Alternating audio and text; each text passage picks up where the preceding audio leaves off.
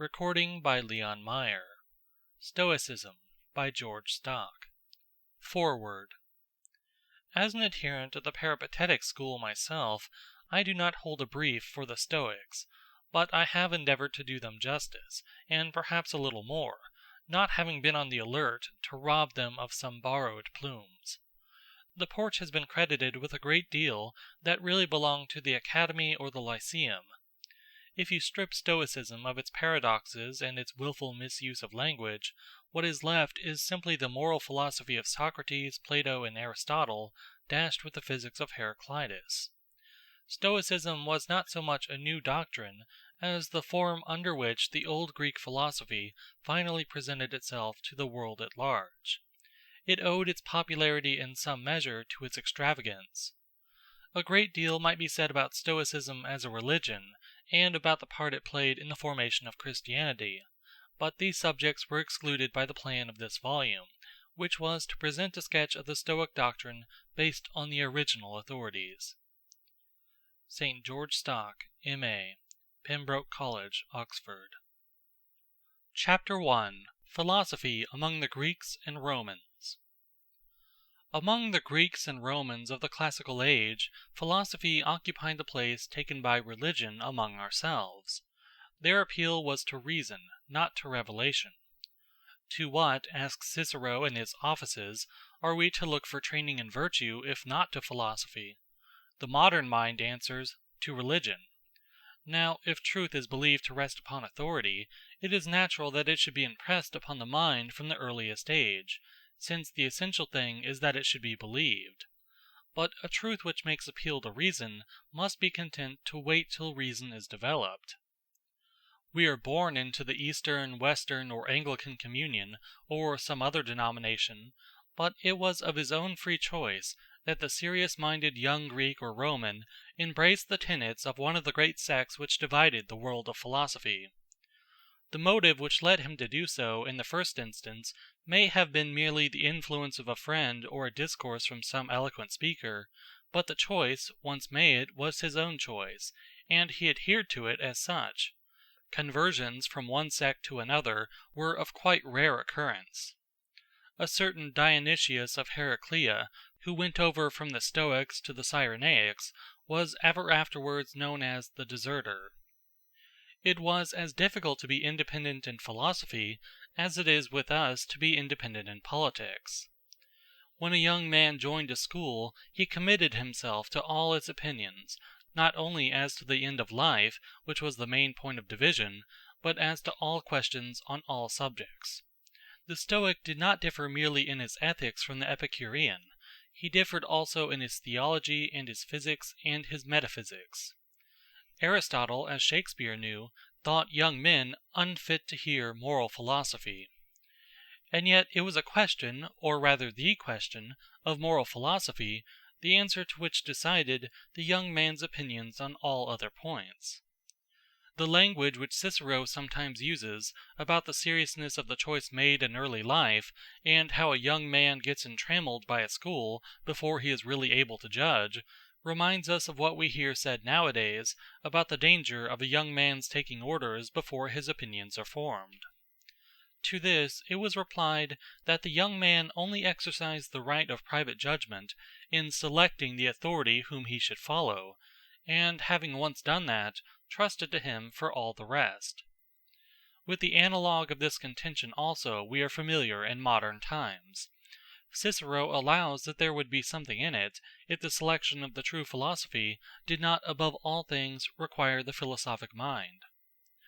But in those days it was probably the case, as it is now, that if a man did not form speculative opinions in youth, the pressure of affairs would not leave him leisure to do so later. The lifespan of Zeno, the founder of Stoicism, was from BC 347 to 275. He did not begin teaching till 315, at the mature age of 40. Aristotle had passed away in 322, and with him closed the great constructive era of Greek thought. The Ionian philosophers had speculated on the physical constitution of the universe, the Pythagoreans on the mystical properties of numbers, Heraclitus had propounded his philosophy of fire, Democritus and Leucippus had struck out a rude form of the atomic theory, Socrates had raised questions relating to man, Plato had discussed them with all the freedom of the dialogue, while Aristotle had systematically worked them out. The later schools did not add much to the body of philosophy. What they did was to emphasize different sides of the doctrine of their predecessors and to drive views to their logical consequences. The great lesson of Greek philosophy is that it is worthwhile to do right, irrespective of reward and punishment, and regardless of the shortness of life. This lesson the Stoics so enforced by the earnestness of their lives and the influence of their moral teaching that it has become associated more particularly with them. Cicero, though he had always classed himself as an academic, exclaims in one place that he is afraid the Stoics are the only philosophers, and whenever he is combating Epicureanism, his language is that of a Stoic. Some of Virgil's most eloquent passages seem to be inspired by Stoic speculation. Even Horace, despite his banter about the sage, in his serious moods, borrows the language of the Stoics. It was they who inspired the highest flights of declamatory eloquence in Persius and Juvenal. Their moral philosophy affected the world through Roman law, the great masters of which were brought up under its influence. So all-pervasive indeed was this moral philosophy of the Stoics that it was read by the Jews of Alexandria into Moses, under the veil of allegory, and was declared to be the inner meaning of the Hebrew Scriptures. If the Stoics, then, did not add much to the body of philosophy, they did a great work in popularizing it and bringing it to bear upon life. An intense practicality was a mark of the later Greek philosophy. This was common to Stoicism with its rival Epicureanism. Both regarded philosophy as the art of life, though they differed in their conception of what that art should be. Widely as the two schools were opposed to one another, they also had other features in common. Both were children of an age in which the free city had given way to monarchies, and personal had taken the place of corporate life. The question of happiness is no longer, as with Aristotle and still more with Plato, one for the state, but for the individual. In both schools, the speculative interest was feeble from the first, and tended to become feebler as time went on. Both were new departures from pre-existent schools. Stoicism was bred out of Cynicism, as Epicureanism out of Cyrenaicism. Both were content to fall back for their physics upon the pre-Socratic schools, the one adopting the fire philosophy of Heraclitus, the other the atomic theory of Democritus. Both were in strong reaction against the abstractions of Plato and Aristotle, and would tolerate nothing but concrete reality. The Stoics were quite as materialistic, in their own way, as the Epicureans. With regard, indeed, to the nature of the highest good, we may, with Seneca, represent the difference between the two schools as a question of the senses against the intellect, but we shall see presently that the Stoics regarded the intellect itself as being a kind of body.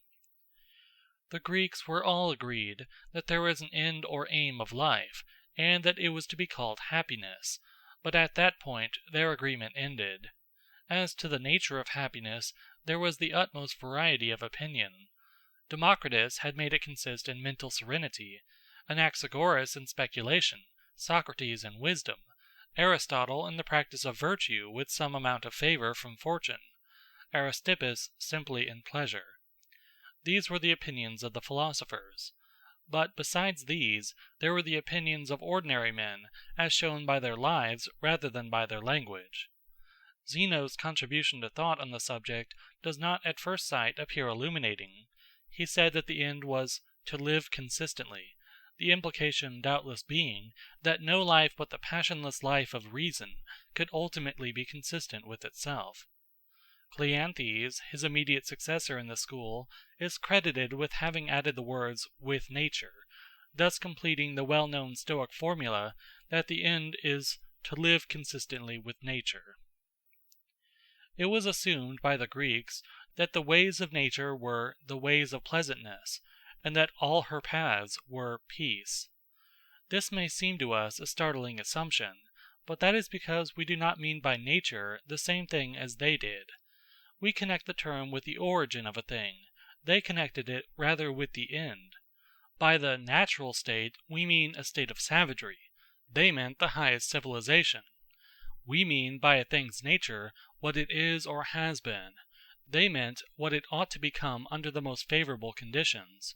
Not the sour crab, but the mellow glory of the Hesperides, worthy to be guarded by a sleepless dragon, was to the Greeks the natural apple.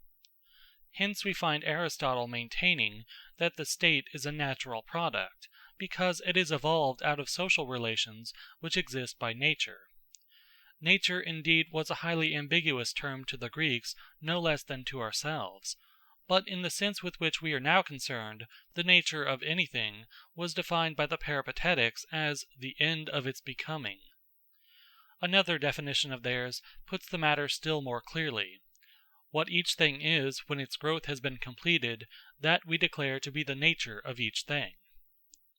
Following out this conception, the Stoics identified a life in accordance with nature with a life in accordance with the highest perfection to which man could attain. Now, as man was essentially a rational animal, his work as man lay in living the rational life. And the perfection of reason was virtue.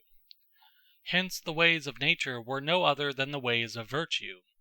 And so it came about that the Stoic formula might be expressed in a number of different ways, which yet all amounted to the same thing.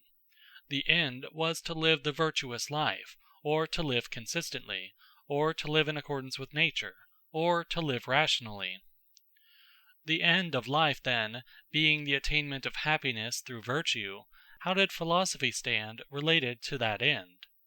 We have seen already that it was regarded as the art of life. Just as medicine was the art of health, and the art of sailing navigation, so there needed to be an art of living. Was it reasonable that minor ends should be attended to, and the supreme end neglected? End of chapter 1.